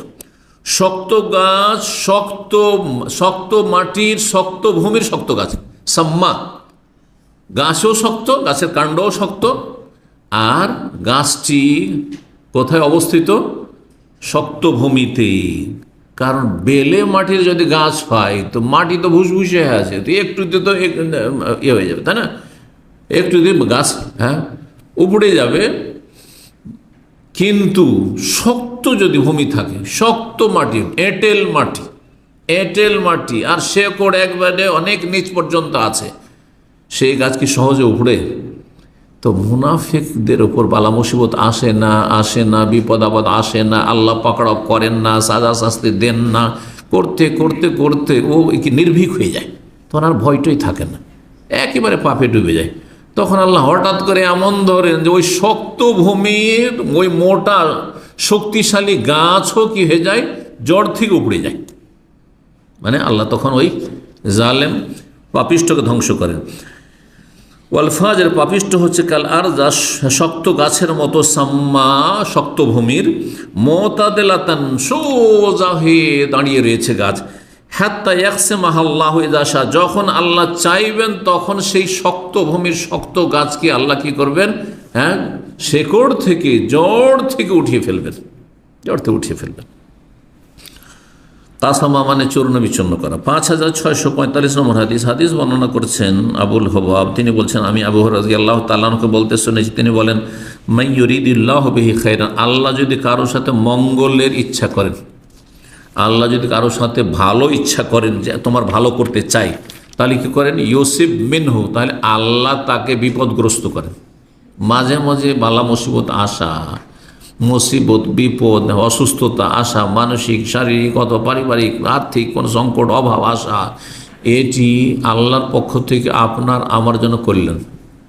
চিন্তা করুন, আমরা আপন আপন জায়গা থেকে আমাকে যে অবস্থায় রেখেছেন, আলহামদুলিল্লাহ, এইটি আল্লাহ বেশি জানছে যে এইটা আমার ঈমান রক্ষার জন্য, আমার এই দাওয়ার ময়দানে নিয়োজিত থাকার জন্য, আমার নেকির পথে থাকার জন্য, অনেক গুনাহ থেকে বেঁচে থাকার জন্য, এটা আমার জন্য সহযোগী, উপকারী। পক্ষান্তর আমাকে যদি আল্লাহ ধনকূপ করে দিতেন, কোটি কোটি টাকার মালিক করে দিতেন, সারা দুনিয়া আমি মুহূর্তের মধ্যে যেখানে ইচ্ছা সেখানে চলে যেতে পারবো, দুনিয়ার সমস্ত দেশের ভিসা আমার কাছে থাকবে, অথবা আমি একজন বড় নেতা হয়ে গেলাম, হয়তো আমার নেতৃত্ব, আমার পয়সা আমাকে গোমরাহ করে দিতে পারে, পাপে ডুবিয়ে দিতে পারে, কমপক্ষে আমার দাওয়ার ময়দান থেকে সরিয়ে দেবে। আর কেন আমি দাওয়াতে কাজ করবো এরকম পাবন্দির সাথে? আমি যেখানে দুনিয়ায় ফিরিয়ে করে বেড়াতে পারছি। কথা বুঝতে পেরেছেন? আমি আমার জীবনের কথা বলি, তা মাঝে মাঝে আমি কথাটি স্মরণ করি যে এমন কিছু চান্স আমার কাছে এসে সৌদি আরবে, যেগুলো দাওয়া সেন্টারের বাইরে চাকরি, সরকারি চাকরি, কোর্টে, দাওয়ামের বড় কোর্টে চাকরির জন্য আমাকে নেবেই তারা, বড় কাজী যিনি প্রধান বিচারপতি নেবেই আমাকে, কারণ আমার কাছে 4টা ভাষা। আর এই এমন 4টা ভাষা, যে ভাষাগুলি কয়েকটা দেশকে কভার করে, কারণ হিন্দি দিয়ে নেপালও চলবে, ইন্ডিয়াও চলবে, পাকিস্তান, উর্দু, হিন্দিও জানি আলহামদুলিল্লাহ, উর্দুও জানি, আবার কিছুটা ফার্সিও জানি। কথা বোঝা গেছে? আচ্ছা, বাংলা জানি, সুতরাং আসাম, উড়িষ্যারও যদি আসামি হয় তাও চলবে, আরবি জানি, কিছুটা ইংলিশও জানি। তো যার ফলে যখন দেখলো যে কয়েক ভাষায় ইন্ডিয়ান আসলেও অনুবাদ করে দেয়, পাকিস্তানি, আসামি আসলেও একসময় কোর্টে খুব যেতাম, সকালবেলা কোর্টে যেতাম সহযোগিতায়, কারণ তারা লেটার পাঠাতো আমাদেরকে নেওয়ার জন্য, তাদের যেহেতু অনুবাদক ছিল না সেই জন্য। পাকিস্তানি আসলে অনুবাদ করে দিলাম, আফগানি আসলে অনুবাদ করে দিলাম, আর তারপরে আপনার বাংলাদেশে আসলে অনুবাদ করে দিলাম, কোথায় আসাম থেকে আসুক, এখান থেকে আসুক না কেন, কোথায় অনুবাদ করে দিলাম। গোটা ভারতের যে কোনো জায়গা থেকে হিন্দিতে লেখা আছে তাও পড়ে দিলাম, উর্দুতে আছে তাও পড়ে দিলাম। তখন বলছে মাশাআল্লাহ, এতগুলো ভাষা জানেন। আমার সামনে আমার ডাইরেক্টরকে দিল টেলিফোন একবার, প্রধান বিচারপতি, যা আমাকে তো তাদের অবশ্য পরিচয় আছে, যেহেতু দুজনে বড় মানুষ, উনি ইউনিভার্সিটিতে বড় মানুষ আর উনি হচ্ছেন আদালতে বড় মানুষ। তো সাথে সাথে শেখ মতিউর রহমানকে আমরা চাই। তখন আমাদের শেখ ডাইরেক্টর বলছেন যে না, কখনো তাকে দেওয়া যাবে না, তাকে দেওয়া যাবে না। তো তখন আমি ওই কাজী সাহেবকে আমি শিখিয়ে দিয়েছিলাম, কারণ আমিও দেখলাম যে ওখানে যেহেতু সুযোগ সুবিধা, স্যালারি, অনেক ফ্যাসিলিটি এখানে চাইতে ভালো। তো আমি ওনাকে শিখে দিলাম, আমাকে ছাড়বে না শেখ। আমি ওকে বলছি কাজী কেউ, প্রধান বিচারপতি, শেখ আমাকে ছাড়বে না, ওরা সামনে বসে, কিন্তু আপনি ফোন দিয়ে দেখেন আর ওনাকে বলবেন যে আমি ওনার দাওয়ার কাজটা সন্ধ্যাবেলা এমনিতে করে দেবো, ফ্রিতে, সকালবেলা যাতে করে আমাকে অফিস থেকে ফ্রি করে দেয়। আপনাদের যখন সকালবেলা ডিউটি, সকাল 7টা থেকে 2টা পর্যন্ত ডিউটি, 1টা 1:30 2টা পর্যন্ত আদালতের ডিউটি, কোর্টের ডিউটি। তা আমি আপনার এটা করে নেবো, এখান থেকে আমার রুজি চলে আসবে, সন্ধ্যাবেলা ইসলামিক সেন্টার কাজটা এমনিতে করে দেবো। এই কথাটা শুধু আমার ডাইরেক্টর বলবে, তাহলে হয়তো পারমিশন দিতে পারে। এটাও বললেন। তারপর যখন না, ওনাকে ছাড়া যাবে না। তো তারপরেও শেখ কাজী একটা লেটার লিখে, একবারে অফিসিয়ালি লেটার পাঠালেন, একবারে লিখিত আবেদন যে আমাদেরকে দিয়ে দেওয়া হোক ওনাকে। তো আমিও শেখকে বোঝানোর চেষ্টা করলাম যে ঠিক আছে, আমি সন্ধ্যাবেলা দার্সগুলো আছে সাপ্তাহিক, তখন এত দার্স ছিল না, তারপর 3টা 4টা ছিল, বাইরে অত যাব না হয়তো, বিভিন্ন ক্যাম্পে কোম্পানিতে যেতাম, কিন্তু এখানকার দার্সগুলো সপ্তাহে 3টি তখন ছিল বা 4টি, এগুলো আমি করে দেবো হিসাবিল্লাহ। কিন্তু আল্লাহ চান যে কাজটি, সেটা ওখানে গেলে তখন হয়তো কি আমার ঐচ্ছিক থাকো, তাই না, ঐচ্ছিক। আমি তখন এখানে অফিসের লোক না, আমি এখানে সহযোগী আপনাদের মতো। তখন হতে পারে যে আমার ওই দিকের ব্যস্ততা আমার এই দাওয়ার ময়দানকে কি করে দেবে, আমাকে একটু মন্থর গতিতে নিয়ে চলে আসবে। যেভাবে আমি স্পিডে চলছিলাম সেই স্পিডে আর হয়তো থাকবে না, আল্লাহ ভালো জানেন। তারপরে আলহামদুলিল্লাহ, এটা আজকে থেকে 20 বছর আগের কথা বলছি, আর তারপরে আলহামদুলিল্লাহ তারপরে আরও 15-20 বছর কেটে গেল। আলহামদুলিল্লাহ, আল্লাহর উপরে যতদিন রাখবেন যেন দিনের দাওয়ার রাখেন। এটা হচ্ছে কি, দাওয়া সেন্টার থাকাতে আমার পড়া কাজ না হয় পড়ানো কাজ, অন্য কোনো কাজ নেই। সকালবেলাও যদি আসি, বিকালবেলাও আসি, যতক্ষণ দার্স না শুরু হয়েছে তখন লেখাপড়াই করছি, হয় কিতাব সামনে না হয় কম্পিউটার সামনে লেখাপড়াই করছি। এলেম শিখা, অথবা যে দার্সে বসে আছে আলোচনা করছি শেখান।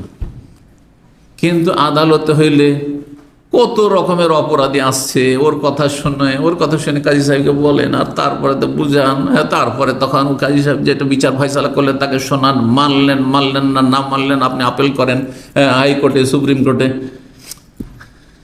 আল্লাহ চাননি আমার জন্য। তো যেটা হচ্ছে না, অতি কল্যাণ আছে। আল্লাহ ভালো জানছেন যে এর বেশি অন্য কিছু হইলে আমার জন্য সেটা লাভজনক ছিল না। জি, তো শুধু একটি দিককে কেন্দ্র করে আপনি দেখবেন না যে আমার এতে পয়সাটা বেশি ছিল, তো এতে আমার এই ফ্যাসিলিটি বেশি ছিল না। আল্লাহ সব দিক জানছেন, আর আপনি সীমিত একটা দিক হয়তো দেখছেন বা দুটো দিক দেখছেন। আল্লাহ বুঝার তৌফিক দান করেন এবং আল্লাহ সবাইকে ভালো রাখেন। হাদিস শেষ হয়েছে। আল্লাহ যার জন্য মঙ্গল চান তাকে কি করেন, বিপদগ্রস্ত করেন, জি, অসুস্থ করেন। 2 নম্বর অধ্যায় বাবু সিদ্দাতিল মারাদ। এই অধ্যায় হচ্ছে রোগের তীব্রতা। ধরেন অসুস্থ হইলেন আর রোগ তীব্র আকার ধারণ করলো, বেড়েই চললো, হতে পারে কারণ নবী সাল্লামের ইন্তেকাল হয়েছে, তখন আপনার মাথার কঠিন যন্ত্রণা ছিল, খুব কষ্ট ছিল, জি, মৃত্যুর যন্ত্রণা খুব বেশি ছিল, তো খুব কষ্ট পাচ্ছিলেন নবী সাল্লাল্লাহু আলাইহি ওয়াসাল্লাম, মাথায় পটি বেঁধেছিলেন, এত ব্যথা ছিল। তো রোগের তীব্রতা এটাও বেনিফিট আপনার জন্য। কখনো যদি রোগের তীব্রতা হয়, 5646 নম্বর হাদিস বর্ণনা করেছেন মা আয়েশা রাদিয়াল্লাহু তাআলা আনহা, তিনি বলছেন মা রাআইতু আহাদান আশাদ্দা আলাইহিল ওয়াজআ মিন রাসূলিল্লাহ সাল্লাল্লাহু আলাইহি ওয়াসাল্লাম।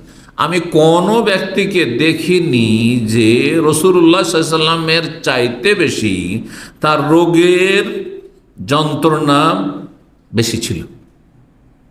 আমি নবী সাল্লাল্লাহু আলাইহি ওয়াসাল্লামকে দেখেছি অসুস্থ অবস্থায়, মৃত্যুশয্যায় যখন তিনি অসুস্থ, তার রোগের যন্ত্রণা ভীষণ ছিল। এত ভীষণ রোগের যন্ত্রণা কারো আমি দেখিনি, বলছেন মা আয়েশা রাদিয়াল্লাহু তাআলা আনহা। তো শুধু যদি গুনহার কারণে হয় তাহলে তো আর এরকমটা হওয়ার কথা না, তাই না? তিনি তো মাসুম সাল্লাল্লাহু আলাইহি ওয়াসাল্লাম। এই জন্য বললাম যে, কি বললাম, মর্যাদা উঁচা হবে আর কি? হ্যাঁ, নেকি বৃদ্ধি হবে। জি, 5647 নম্বর হাদিস বর্ণনা করেছেন আব্দুল্লাহ বিন মাসউদ রাদিয়াল্লাহু তাআলা। তিনি বলেন, আতাইতুন নবী সাল্লাল্লাহু আলাইহি মারাদিহি, আমি একবার আসলাম নবী সাল্লাল্লাহু আলাইহি ওয়াসাল্লামের কাছে। সেই সময় তিনি অসুস্থ ছিলেন। ওয়াকান শাদীদান, তখন তিনি ভীষণ জ্বরে আক্রান্ত ছিলেন। ওয়াকুন মানে হুম্মা, হুম্মা মানে জ্বর। আজকাল ওটাকে আরো সহজ করে দিয়েছে হারারা, বলছেন না? হারারা মানে কিন্তু জ্বর হয় না, হারারা মানে হচ্ছে আপনার তাপ। তো জ্বর হলে শরীরের তাপমাত্রা বেড়ে যায়, সেই জন্য জ্বরকে হারারা বলতে শুরু হয়েছে। কিন্তু হারারা মানে তাপ না, হারারা মানে এই যে গরম, হ্যাঁ বাইরে আপনার আবহাওয়া গরম, এটি হারারা। হারারা মানে হিট, গরম। তো ওয়াকান শাদীদান, নবী সাল্লাল্লাহু আলাইহি ওয়াসাল্লাম ভীষণ জ্বরে আক্রান্ত ছিলেন। ফাকুলতু, তখন আমি বললাম, মা, কে বলছেন? আব্দুল্লাহ বিন মাসউদ বলছেন, ইন্নাকা লাতুআকু ওয়াকান শাদীদান, আপনি এত ভীষণ জ্বরে ভুগছেন, আপনি রাসূলুল্লাহ, আমাদের গুনাহ আছে, গুনাহের কাফারা হচ্ছে, আপনার এত জ্বর হবে, এত জ্বরে ভুগছেন আপনি? কুলতু, বললাম, ইন্না যাকা বিআন্না লাকা আজরাইন। তারপরে আব্দুল্লাহ বিন মাসউদ নিজে থেকে বলছেন যে আপনার জ্বর আমাদের সাধারণ মানুষের চাইতে বেশি, যে ভীষণ জ্বর, এর কারণ হচ্ছে যে আল্লাহ আপনাকে দ্বিগুণ নেকি দিতে চান। নিজের খেয়াল থেকে অনুমান করে বলছেন বিআন্না লাকা আজরাইন, আল্লাহ আপনাকে ডবল নেকি দিবেন, দ্বিগুণ নেকি দেবেন। কালা আজাল, নবী সাল্লাল্লাহু আলাইহি ওয়াসাল্লাম বলেন, হ্যাঁ অবশ্যই। মামি মুসলিমিন ইউসিবহু আযান, যে কোনো মুসলিম হোক না কেন, রাসূলুল্লাহ আম্বিয়া রসুল বড় বড় রোগ হয়েছে, জি, বিপদের সম্মুখীন হয়েছেন। আজাল, অবশ্যই যে কোনো মুসলিম, ইউসিবহু আযান, তাকে যদি কষ্ট স্পর্শ করে, অর্থাৎ সে যদি কষ্টে কি হয়, নিমজ্জিত হয়, ইল্লা হাত্তাল্লাহু আনহু খাতায়াহু, তাহলে আল্লাহ কি করে, তার গুনাহগুলিকে ঝরিয়ে দেন। হাত্তা এহত্ত মানে ঝরিয়ে দেন, গুনাহগুলিকে আল্লাহ কি করে ঝরিয়ে দেন। কামা তাহাত্ত ওয়ারাকুস শাজার, যেমন গাছের পাতাগুলি ঝরে পড়ে বসন্তকালে। কখন ঝরে? হ্যাঁ, ফাল্গুন চৈত্র মাসে ঝরে না? 3 নম্বর অধ্যায়, বাবুন, অধ্যায় হচ্ছে আসাদুন নাসে বালান আল আম্বিয়া, সবচাইতে কঠিন বিপদ আপদ এসেছে নবী রসুলগণের জীবনে। সুম্মাল আমসাল ফাল আমসাল, তারপরে ধারাবাহিকভাবে যারা যত বেশি শ্রেষ্ঠ, হ্যাঁ মর্যাদাবান, তাদের উপর বিপদ আপদ এসছে। তো বিপদ আপদ ভালো মানুষের উপর আসতে পারে, কিন্তু ভালো মানুষদের জন্য ফজিলত বিপদ আপদ আসা, আর পাপিষ্টদের জন্য আযাব। বালা মুসিবত কখন আযাব? যখন স্পষ্ট পাপ রয়েছে মানব জীবনে, তখন। যেন আমাদের সমাজে কিছু ভুল কথা রয়েছে। কোনো মানুষ যদি মারাত্মক রোগে আক্রান্ত হয়, অথবা আক্রান্ত হয়ে মারা গেল, কষ্ট পেয়ে মারা গেল, অথবা অ্যাক্সিডেন্ট, দুর্ঘটনায় শিকার হয়ে মারা গেল, তখন অনেক মূর্খরা বিরূপ মন্তব্য করে, কোন যে পাপ করেছিল, যে এমনটা হয়ে গেল। না না না, এটা মূর্খদের কথা। তাহলে আম্বিয়া রাসূলগণ কোন পাপ করেছিলেন? আইয়ুব আলাইহিস সালাম কোন পাপ করেছিলেন? ঠিক না? জি। তো কথা হচ্ছে যে মুমিন বান্দা যারা, আম্বিয়া রাসূলগণ আর আল্লাহর নেক বান্দা মুমিন মুসলিম, তাদের জীবনে বালা মুসিবত তাদের ঈমান অনুযায়ী আসে। এর উদাহরণ হচ্ছে ঠিক ওই রকমই, যে যেমন কাদামাটি,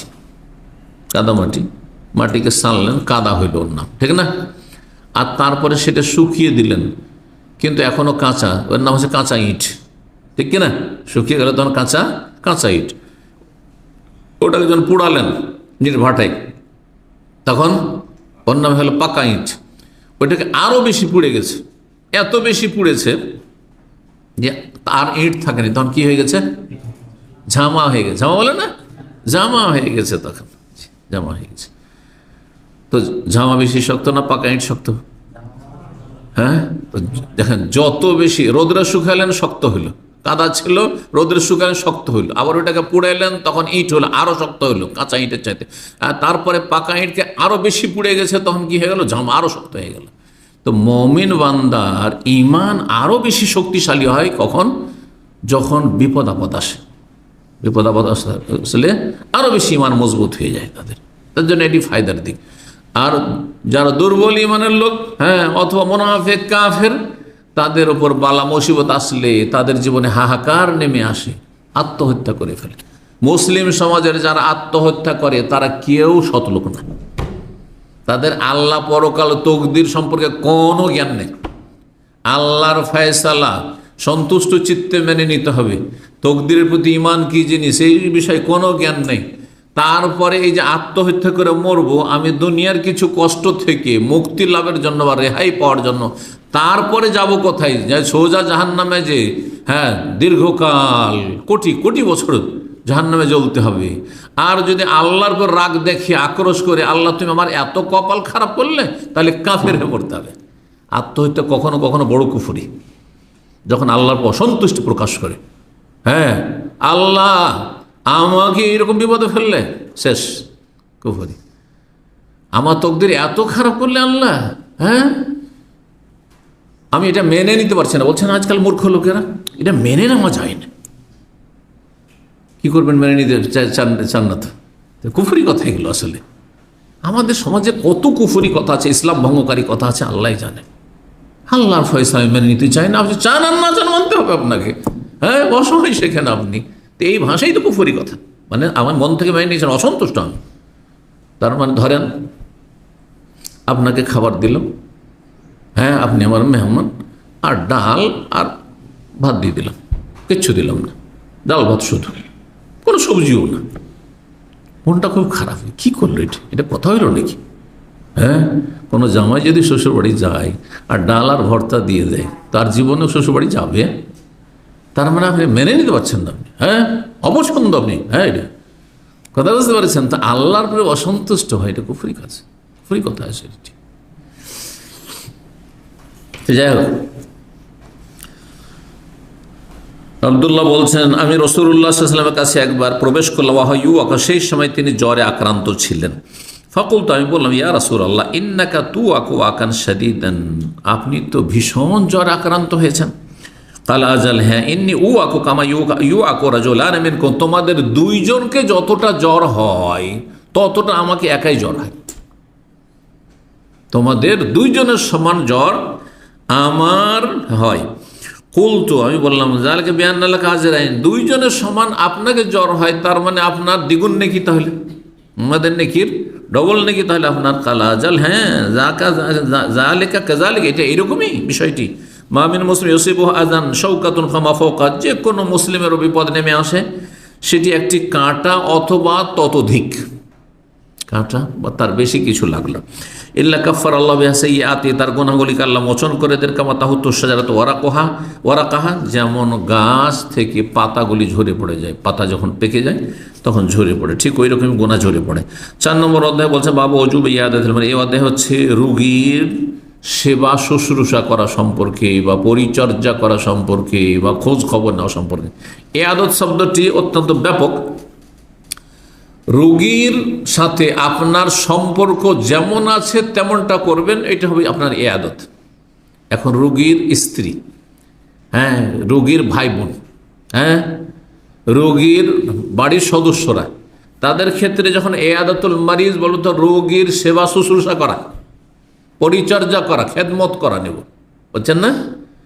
কিন্তু বাইরের লোক, গ্রামের লোক, গ্রামে একজন লোক অসুস্থ আছে, আপনাদের মধ্যে কেউ অসুস্থ আছে, আমি অসুস্থ আছি, তাহলে তারও এই আদত আছে, কিন্তু সেটা কি সেবা করার মাধ্যমে? সেবা করা জরুরি না সেই ক্ষেত্রে।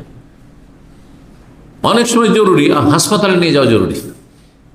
ব্যাচেলার আপনার রুমে থাকে, সে কোন দেশের হয়তো অথবা কোন ডিস্ট্রিক্টের, আপনার সাথে কোনো আত্মীয়তা নেই, এক রুমে শুধু আছে না, কিন্তু সে অসুস্থ হয়েছে, এখন তাকে হাসপাতালে নিতে হবে। কে করবে? বাইরের লোকেরা যাবে না, আপনি রুমমেট, আপনাকে যেতে হবে। তখন এ আদতের অন্তর্ভুক্ত হচ্ছে যে ওকে হাসপাতালে নিয়ে যাও, ওর চিকিৎসার ব্যবস্থা করা, যদি ওর সেবা যত্ন করার লাগে তো যতটা পারবেন আপনি সেবা যত্ন করা, কারণ ওর কেউ নাই এখানে।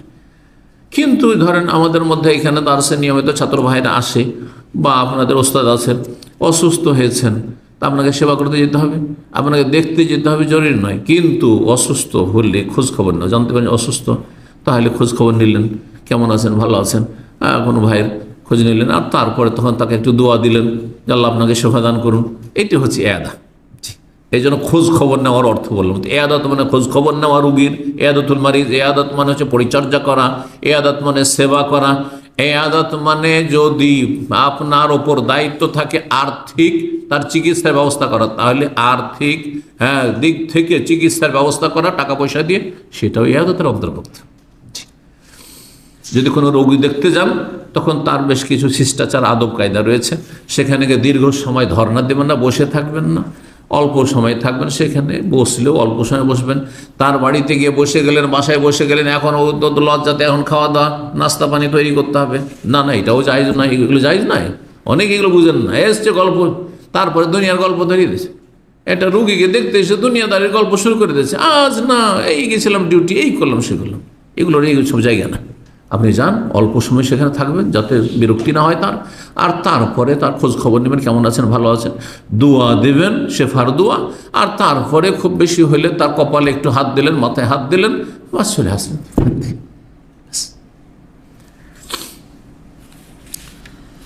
5649 নম্বর হাদিস বর্ণনা করেছেন আবু মুসা আশআরী রাদিয়াল্লাহু তাআলা। তিনি বলছেন রাসূলুল্লাহ সাল্লাল্লাহু আলাইহি ওয়াসাল্লাম বলেন, আত'ইমুল জাইয়া, ক্ষুধার্তদেরকে বা ক্ষুধার্ত ব্যক্তিকে অন্ন দান করো, খেতে দাও।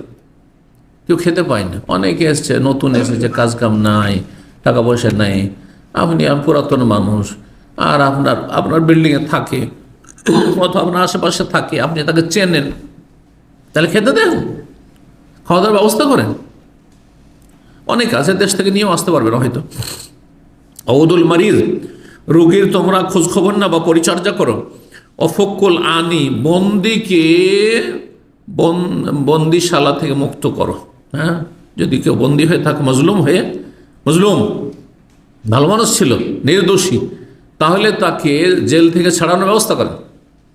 কাফেরদের কাছে থাক অথবা জালেম মুসলিমদের জেলখানায় থাক, যদি কেউ নির্দোষী হয় তাহলে তাকে জেল থেকে, বন্দি থেকে মুক্ত করার চেষ্টা করুন।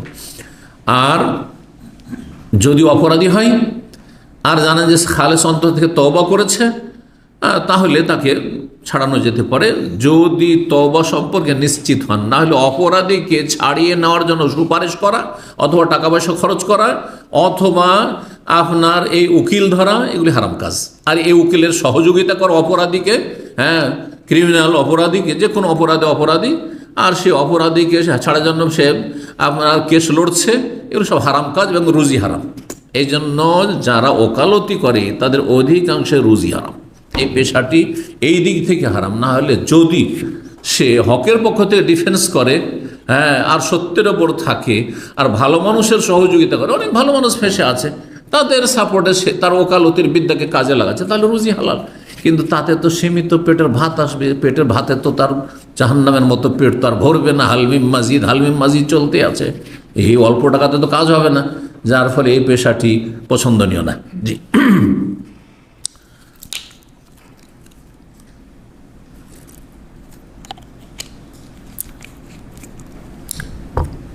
5650 নম্বর হাদিস বারা বিন আযিব রাদিয়াল্লাহু তাআলা বর্ণিত। আর গতকালকে এই হাদিসটি গিয়েছে, সেজন্য সংক্ষেপে শুধু অনুবাদ করে দিচ্ছি। আপনার যে কিসের পরেও ছিল, পানীয় বস্তুর, এই পানীয় বস্তুর শেষ পরেও 4 নম্বরে সে হাদিসটি গিয়েছে। রাসূলুল্লাহ সাল্লাল্লাহু আলাইহি ওয়াসাল্লাম আমাদেরকে নির্দেশ দিয়েছেন বেসাবিন 7টি, আর নিষেধ করেছেন 7টি বস্তু থেকে। 7টি হুকুম আর 7টি বারণ। বলছেন যে না, রাসূলুল্লাহ নিষেধ করেছেন আমাদেরকে, এই যে নির্দেশগুলি এখানে উল্লেখ করা হয়নি। নিষেধ করেছেন খাতামিজ যাহাবে, স্বর্ণের আংটি পুরুষকে নিষেধ করেছেন। অলবসিল হারির, রেশমের কাপড় পরিধান করতে নিষেধ করেছেন, যে কোনো রকম রেশম, হারির সাধারণ রেশম, দিবাজ পাতলা রেশম, ইস্তেবরাক মোটা রেশম, আলিল কাসি যেই রেশম অন্য সুতি বা অন্য কাপড়ের সাথে মিশ্রিত রেশম, অল মিসারা আর তারপরে নরম রেশম, ওয়ামারানা অথবা রেশমের তৈরি গদি বাহনের ওপর, সিট ধরনের চেয়ারে বা বালিশ বা কিছু ব্যবহার করেছে, সোফা, আর সোফাতে সে বালিশগুলো রয়েছে, তাতে রেশম রয়েছে, সেগুলি ব্যবহার করা জায়েজ নয়। ও আমারা না, আর আমাদের নির্দেশ দিয়েছেন, পরে এসছে আমাদের নির্দেশ দিয়েছেন কি, আন্নাত বাল জানাজার অনুসরণ করতে, ও নাউদুল মারি, রোগীর যেন পরিচর্যা করি, ও নফসিস সালাম, আর সালামের প্রচার প্রসার ঘটাই, আর বাকিগুলো গতকালকে হয়েছে। 5 নম্বর অধ্যায় বলছেন বাবু ইয়াদাতিল মুগমা আলাইহি, এই অধ্যায় হচ্ছে সংজ্ঞাহীন বা জ্ঞানহীন, যে বেহুশ হয়ে রয়েছে, সেন্সলেস হয়ে রয়েছে, তার খোঁজ খবর নেওয়া, তার পরিচর্যা করা। যদি কোনো মানুষ বেহুশ হয়ে থাকে, রোগী মুখ বেহুশ হয়ে আছে, হুঁশ জ্ঞান নেই, দেখতে যেতে পারেন কি পারেন না, কারণ ওর সাথে কথা বলতে পারবেন না, ওকে দোয়া দিলে তো শুনবেন না, তো এইরকম পরিস্থিতি, এইরকম রোগী দেখতে যাওয়া যাবে, গিয়েছেন নবী সাল্লাল্লাহু আলাইহি ওয়াসাল্লাম। সুতরাং রোগীর খোঁজ খবর নেওয়ার জন্য বা পরিচর্যা করার জন্য, দেখতে যাওয়ার জন্য হুঁশ থাকা শর্ত নাই। 5651 নম্বর হাদিস বর্ণনা করেছেন জাবের বিন আব্দুল্লাহ রাদিয়াল্লাহু তাআলা আনহু, তিনি বলেন মারিরতু মারাদান, আমি প্রচণ্ড অসুস্থ হয়ে গেছিলাম। ফাতানিন নবী সাল্লাল্লাহু আলাইহি ওয়াসাল্লাম আমার কাছে আসলেন, মানে আমার বাড়িতে আসলেন, ইয়াউদুনি, আমার খোঁজ খবর নিতে। যেখানে এখানে খোঁজ খবর, নবী সাল্লাল্লাহু আলাইহি ওয়াসাল্লাম তো জাবেরের সেবা শুশ্রূষা করার জন্য আসেননি, তাই না? পরিচর্যার জন্য, কিসের জন্য এসেছেন? খোঁজ খবর নেওয়ার জন্য, একটু দোয়া দেওয়ার জন্য। জি। ও আবু বকর সিদ্দিক রাদিয়াল্লাহু তাআলা আনহু ছিলেন তার সাথে, ওয়াহুমা মাশিয়ান, দুইজনে পায়ে হেঁটে এসেছিলেন, নিজের ঘর থেকে অথবা মসজিদ নববীতে পায়ে হেঁটে আমার বাড়ি এসেছেন। ফাওয়াজাদানি উগমি আলাইয়া, আমাকে যখন তারা দেখতে আসলেন, আমাকে বেহুশ অবস্থায় পেলেন, আমাকে জ্ঞানহীন অবস্থায় পেলেন। ফাতাওয়াদ্দান, নবী সাল্লাল্লাহু আলাইহি ওয়াসাল্লাম তখন আমার বাড়িতে উযু করলেন। সুম্মা সাব্বা ওয়াদুহা আলাইহি, তারপরে তার উযুর যে অবশিষ্ট পানি ছিল, সেই পানি আমার শরীরে বা হাত মুখমণ্ডলে ছিটিয়ে দিলেন। ফাআফাকতু, তখন আমার হুঁশ আসলো। উযুর পানিতে বরকত আছে, আর বিশেষ করে তা যদি রাসূলুল্লাহ সাল্লাল্লাহু আলাইহি ওয়াসাল্লামের উযুর পানি হয়, তো তাতে বরকত রয়েছে, এতে কোনো সন্দেহ নেই। তো নবী সাল্লাল্লাহু আলাইহি ওয়াসাল্লামের যে উযুর পানি, সে উযুর পানি যখন ছিটিয়ে দিলেন, তাতে কি হয়ে গেল? তার হুঁশ ফিরে আসলো জাবেরের। ফাইজা, আমি দেখি, জানেন না তিনি যেহেতু সেন্সলেস হয়ে আছেন, ফাইজান নবী সাল্লাল্লাহু, হঠাৎ করে দেখি যে নবী সাল্লাল্লাহু আমার কাছে মৌজুদ রয়েছেন, বিদ্যমান রয়েছেন। ফাকুলতু, আমি বললাম, ইয়া রাসূলুল্লাহ, হে আল্লাহর রাসূল, কাইফা আসনাউ ফি মালি। তিনি ভাবছেন যে আর তো আমি বাঁচবো না, কারণ খুব প্রচণ্ড অসুস্থ ছিলেন, তো আমি তো মরে যাবো হয়তো, একটু হুঁশটা হয়েছে, তো একটা মাসলা জিজ্ঞেস করিনি। তাহলে কত দিন জানার তাদের আগ্রহ ছিল, চিন্তা করো। জাবের একজন যুবক মানুষ, তো বলছেন যে আমার ধন সম্পদ সম্পর্কে আমি কি করতে পারি, আমার ধন সম্পদ আছে, কিভাবে বন্টন করব, কারণ আমার এখন ছেলে মেয়ে নেই, বিয়ে শাদী করেছেন। তো কাইফা আসনাউ ফি মালি, আমার ধন সম্পদের ব্যাপারে কি করব, কাকে দেবো, কে পাবে? বাবা নেই, বাবা ইন্তেকাল করেন, শহীদ হয়েছেন ওহদের যুদ্ধে। কাইফা আখযি ফি মালি, আমার ধন সম্পদের ব্যাপারে কি ফয়সালা নেব, আমি কি করব, কি সিদ্ধান্ত নেব?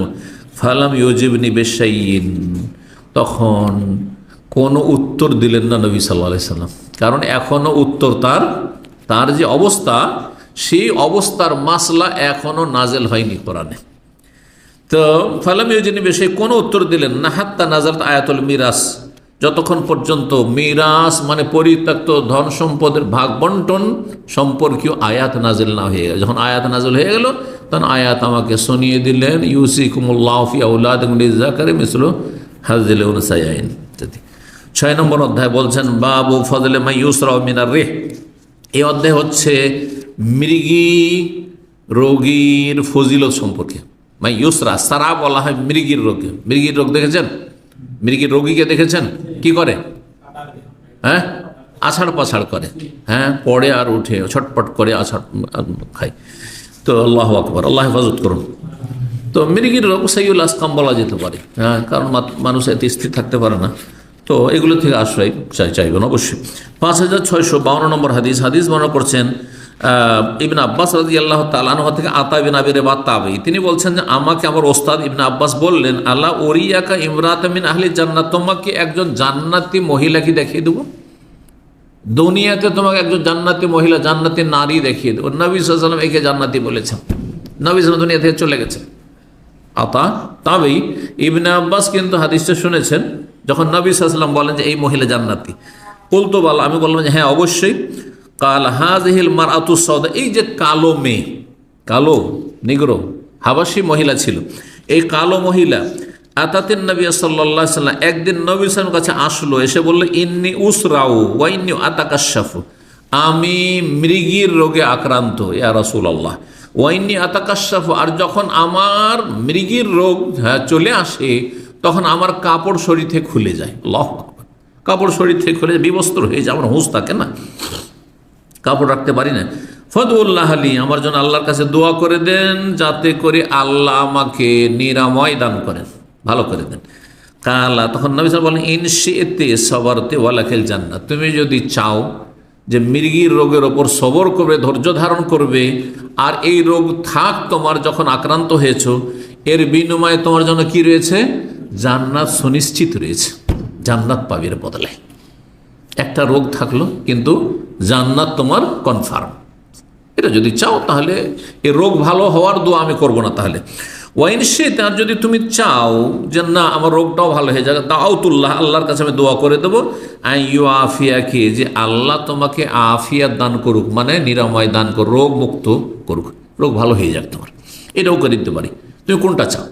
সবর করবে, জান্নাত নেবে, নাকি জান্নাত তোমার দুনিয়াতে জান্নাতটা জানতে পারলে না, হ্যাঁ জান্নাত হইতে পাবেন কিন্তু জান্নাত সুনিশ্চিত জানলেন না, আর কি হলো, রোগ ভালো হয়ে গেল। ফাকালা, তখন ওই মহিলা বলল আসবেরো, আমি তাহলে সবর করবো, কারণ কটা দিন দুনিয়া বাঁচবো, এই রোগ নিয়ে যদি বাঁচি আর জান্নাতটা যদি আমার জন্য নিশ্চিত থাকে, কোনো সন্দেহ না থাকে, তো বাস সার্টিফিকেট পেয়ে গেলাম নবী সাল্লাল্লাহু আলাইহি ওয়াসাল্লামের কাছে, সুবহানাল্লাহ। তো বলছে আমি সবর করব। ফাকালাত, কিন্তু ওই মহিলা বলল ইন্নী আতাকাশাফ, তবে আমার আর একটি অসুবিধা হয়, সেটা খুব কষ্ট লাগে যখন জানতে পারি পরে, অত হুঁশ থাকে না, কিন্তু পরে লোকেরা বলে, বাড়ির লোকেরা, যে তোমার শরীর থেকে কাপড় খুলে যায়। হ্যাঁ, তো বলছেন যে ফাকালাত, মহিলা বলল ইন্নী আতাকাশাফ, আমার কাপড় যে খুলে যায় যখন মৃগী প্রতিক্রিয়া শুরু হয় বা মৃগী আমার শুরু হয়, তখন আতাকাশাফ, আমি বিবস্ত্র হয়ে যাই, শরীরে কাপড় থাকে না গায়ে হাতে। ফদউল্লাহ আলী, আল্লাহ আতাকাশাফ, এতটা আল্লাহর কাছে আমার জন্য দোয়া করে দেন যে আমি যেন বিবস্ত্র না হয়ে যাই, মৃগী আসবে আমার শরীরে, কিন্তু যেন আমার কাপড় খুলে যায়। ফাদা আল্লাহ, নবী সাল্লাল্লাহু আলাইহি ওয়াসাল্লাম তার জন্য দোয়া করলেন যে আল্লাহ যেন মৃগীতে আক্রান্ত হলে বা মৃগী আর শরীরে আসলে যেন এর কাপড় না খুলে যায় বা বিবস্ত্র না হয়ে যায়। আর এই হাদিসের সাথে সম্পর্কিত আর একটি হাদিস রয়েছে। আতা বলছেন আন্নাহু রা উম্মা জাফর, এই মহিলার নাম ছিল উম্মে জোফার, জোফারের মা, ছেলের নাম জোফার ছিল হয়তো। এই উম্মে জোফারকে তিনি দেখেছেন, আতা যেহেতু মক্কায় ছিলেন তাবেই, তিনি বলছেন এই উম্মে জোফার, এই কালো মহিলাকে আমি দেখেছি, তিলকাল মারাতু তাওয়িলাতু সাউদা, এই মহিলা বড় দীর্ঘদেহী, মানে লম্বা এবং কালো মহিলা ছিল। আলা সিত্রিল কাবাতে, কাবার গেলাব ধরে আল্লাহর কাছে দোয়া করছিল, তওয়াফ করার সময় কাবার গেলাব ধরা অবস্থায় এই মহিলাকে আমি দেখেছি, যেই মহিলা সম্পর্কে নবী সাল্লাল্লাহু আলাইহি ওয়াসাল্লাম কি করেছেন, জান্নাতের সার্টিফিকেট দিয়েছেন এবং দোয়া করে দিয়েছেন যে যেন যখন তার উপরে মৃগী আসবে তখন সে বিবস্ত্র না হয়। আরেকটি হাদিস দিয়ে আমরা আজকে শেষ করছি, বাবু ফজলে মান যাহাবা বাসারু, এই অধ্যায় হচ্ছে এমন কোনো ব্যক্তি সম্পর্কে যে দৃষ্টিহীন হয়ে যায়, কারো যদি দুই চোখ অন্ধ হয়ে যায় তার ফজিলত কি, বড়ই ফজিলত রয়েছে। হ্যাঁ, বড় ফজিলত, সবচেয়ে বড় ফজিলত কি? জান্নাত। জান্নাতের চেয়ে বড় কিছু আছে নাকি? যত আমল করছেন কিসের জন্য? সবই তো জান্নাতের জন্য, তাই না? তো এতগুলি আমল সবগুলি জান্নাতের জন্য, সেই জান্নাতের সার্টিফিকেট পাওয়া যাবে যদি আল্লাহ দুই চোখ কারো নিয়ে নেন। জি, আল্লাহ যেন আমাদেরকে দুনিয়ার নিয়ামত থেকে বঞ্চিত না করেন, আর দিনের নিয়ামত জান্নাতের নিয়ামত থেকে আল্লাহ যেন বঞ্চিত না করেন। 5653 নম্বর হাদিস বর্ণনা করছেন আমর মাওলা মুত্তালিবের স্বাধীনকৃত গোলাম আনাস বিন মালিক রাদিয়াল্লাহু তাআলা আনহু থেকে, তিনি বলেন সামিতুন নবী সাল্লাল্লাহু আলাইহি ওয়াসাল্লাম, আমি নবী সাল্লাল্লাহু আলাইহি ওয়াসাল্লাম বলতে শুনেছি, ইন্নাল্লাহ তাআলা কাল, নিশ্চয় মহান আল্লাহ বলেন। হাদিসে যদি মহান আল্লাহ বলেন তাহলে ওই হাদিসকে কি বলা হয়? হাদিসে কুদসি।